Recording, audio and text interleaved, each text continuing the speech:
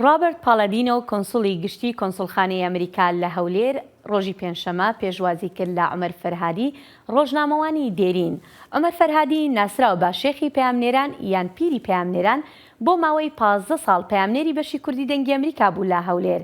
ئێستاش میوانی کورد کۆنێکشنە. کاک عومەر، سەرەتا خۆم و هەموو هاوکارەکانم لە بەشی کوردی دەنگی ئەمریکا پیرۆزبایت لێ دەکەین بە بۆنەی ئەو ڕێزلێنانەوە لەلایەن کۆنسوڵخانەی ئەمریکا لە هەولێر. دەکرێت پێمان بڵێیت ئەم بانگێشتکردنە بۆ کۆنسوڵخانەی ئەمریکا چۆن بوو و بۆ تۆ چ مانایەکی هەیە؟ زۆر سپاس بۆ چوونەکانیشتان، بەڵام من ماوەی دوای ئەوەی کە 7 ساڵە دەستم هەڵگرت لە کاری پەیامنێری دەنگی ئەمریکا لە پارێزگای هەولێر یان لە شاری هەولێر، پێم سەیر بوو بەڕاستی لە کۆنسوڵخانەی ئەمریکاوە پەیوەندی تەلەفۆنیان پێوە کردم، پێیان گوتم کەوە کۆنسوڵی ئەمریکا لە هەولێر ئەوێ چاوی پێم بکەوێت. هینیان دانا وادایان دانا و من چوومە ئەوێ لە کۆنسوڵخانەکە پێشوازی لێ کردم و وەکو ڕێزلێنانێکی زۆر ینی دیار بوو بە خێراتیشی گەرمیان کردم. هیندێکیشیان پێدام ئێستاوە لە دەستمە ئارمێکە ئارمی وڵاتی یەکگرتووەکانی ئەمریکایە و نەخشەیەکی عێراقە کە ئاڵای ئەمریکا و عێراق و هەرێمی کوردستانی لەسەر و کە بەناوی کۆنسوڵخانەی هەولێرەوە ئەویان پێبەخشیوم وەکو دیاریەک و ڕێزلێنانێک. من بەڕاستی دوای 7 ساڵ دابڕان لەو کارە کەس منی لەبیر نەبوو لە هیچ لایەنێکەوە. پێم باش بوو، پێم خۆش بوو بەڕاستی کە ئەوان ئەو هینایان هاتایە و چوون بۆ ئەوێ ڕێزگرتنێکی باش بوو بە تایبەتی قسەی خۆش و من بە هەندێشتی کۆنیشم خۆم برد لۆگۆیەکان و ئارمەکان و زۆر چەند وێنەی کۆنم لەگەڵ بەرپرسان و ئەوانەی کە چاو پێکەوتنم لەگەڵیان کردووە، کاسێتەکانی کە راپۆرتەکانم لەسەر ئاماهی کردووە هەموو بردم بوو، هەمویان دی ینی بەڕاستی پێیان سەیر بوو، گوتیان تۆ ئەرشیفێکی جوانت هەڵگرتووە دەنگی ئەمریکا. من ئەو کە لە ساڵی 2000ەوە لە مانگی نیسانی 2000ەوە. بەڵێ کاک عومەر، کەواتە ڕێزلێنانەکە بەهۆی کارەکانت بوو بۆ بەشی کوردی دەنگی ئەمریکا؟ بەڵێ بەو ناوە بوو، پێم باش بوو، چونکە بەڕاستی ینی کەس ئەوەی لە یاد نەبوو. دوای 7 ساڵ دابڕانم و 15 ساڵ و 6 مانگ ئیشکردنم باش بوو، ینی ماریان ئاوە بێکەوان ئەویان هاتە بیر و من پێم خۆش بووەوە، چونکە بەڕاستی من لەو کارە ماندوو بووم لە تەمانێکی گەورە. من کەوازم هێنا لەو کارە تەمەنم 77 ساڵ بوو، ئێستا 84 ساڵم. لەبەرەوە پێیان دەگوتم شێخی پەیامنێران.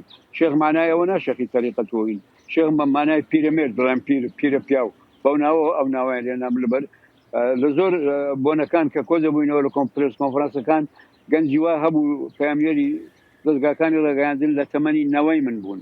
منیش بەڵام من بە نەفەسێکی گەنجی بە نەفەسێکی دڵسۆزی بە پاچی شکەم کرد، هەروەکو خۆی بەرنامەی رادیۆی دەنگی ئەمریکا کە لە ساڵی 1942 دامەزراوە کە دروشمەکەی دەڵێ هەواڵەکان خۆش بن یان ناخۆش بن، ئێمە ڕاستیەکان دەڵێن. ئەوە هەر لە یادمان بوو، زۆر بەبێلایەنی هەواڵەکانمان دەگواستەوە بۆ رادیۆکە. بەڵێ کاک عومەر، دەزانین لەگەڵ ئەم تەمەنێکی دوور و درێژی کاری ڕۆژنامەوانیت هەیە و لەگەڵ زۆرێک لە ڕووداوەکانی عێراق و هەرێمی کوردستاندا ژیاوی، ئایا بەنیازی ئەو ڕووداوانە بکەیتە کتێبێکی بیرەوەری و بڵاوی بکەیتەوە؟ بەڕاستی زۆر برادرانیش داوای ئەوم لێ دەکەن ئەو یادگاریانە بنووسمەوە. من بەر ئەوەی کارکردنی دەنگی ئەمریکاش لە ڕۆژنامەکانی هەرێمی کوردستان کارم کردووە، بەر لەوەشانی لە کاری سیاسیش کە ماوەیەک چەند ساڵە کارم کردو و پێشی سەردەمی پاشایەتی و سەردەمی کۆماریش با بڵێن یادگاری زۆرم هەیە، بەڵام بەڕاستی توانایی نووسینم نەماوە. ئێستاش خوێنەری نووسرا و زۆر کەم بۆ بەڕاستی لەبەر ئەو ئینتەرنێت و مۆبایل و کۆمپیوتەر و ئەو شتانە کەم بۆتەوە. ئەو توانایشم نییە من ئەو شتانە نەکوی یادگاری زۆرم لەبیرە، تایبەتی ڕووداوەکانی عێراق و کوردستان و زیاتر هی شاری هەولێر و دەوروبەری هەولێریش. من ئەوانم لەوێرە، بەڵام بەڕاستی زۆر داوام لێ دەکرێت، بەڵام بەڕاستی توانای ئەوم نەماوە. چونکە من بەڕاستی ئەوە ژیانی تایبەتی خۆمە هەندێک کێشەمان هەیە بۆ خۆمان.